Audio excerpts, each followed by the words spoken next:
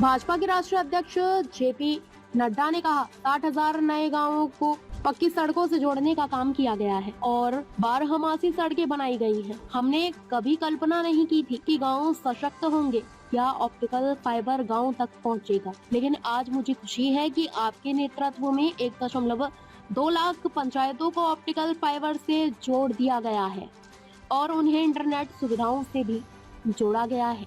भारत की 25 करोड़ आबादी अब गरीबी रेखा से ऊपर उठ चुकी है। अंतर्राष्ट्रीय मुद्रा कोष के अनुसार भारत में अत्यधिक गरीबी अब 1% से भी कम हो गई है। की तस्वीर हमने देखी है।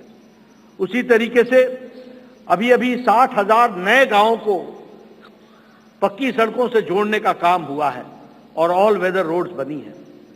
कभी हमने कल्पना नहीं की थी कि गांव का सशक्तिकरण होगा, कभी गांव में भी कोई ऑप्टिकल फाइबर पहुंचेगा, लेकिन आज मुझे खुशी है कि आपके नेतृत्व में 2 लाख पंचायतों को आपके नेतृत्व में ऑप्टिकल फाइबर से जोड़ दिया गया है और उनको भी इंटरनेट फैसिलिटीज के साथ जोड़ा गया है।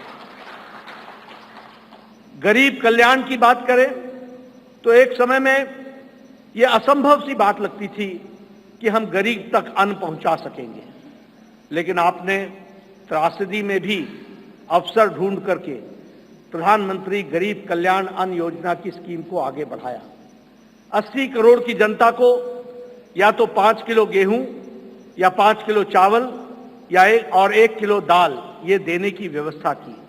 आज उसके कारण हम ये कह सकते हैं कि लगभग 25 करोड़ लोग, भारत की आबादी आज गरीबी की रेखा से ऊपर उठ करके अबव पॉवर्टी लाइन में आ गई, बिलो पॉवर्टी लाइन से निकल गई। ये भी हमारे ध्यान में।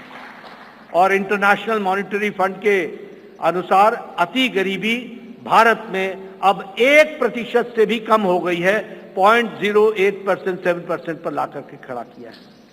उसी तरीके से आवास योजना मैं यहां बार बार सुनाता हूं और मुझे वो बार बार इच्छा भी होती है बताने की, क्योंकि वो धरातल की सच्चाई थी। एक समय में हमारे यहां हमारा ब्लॉक डेवलपमेंट ऑफिसर आके बताता था कि एमएलए साहब आपके यहां एक पंचायत में 2 इंदिरा आवास योजना मिली है, 2।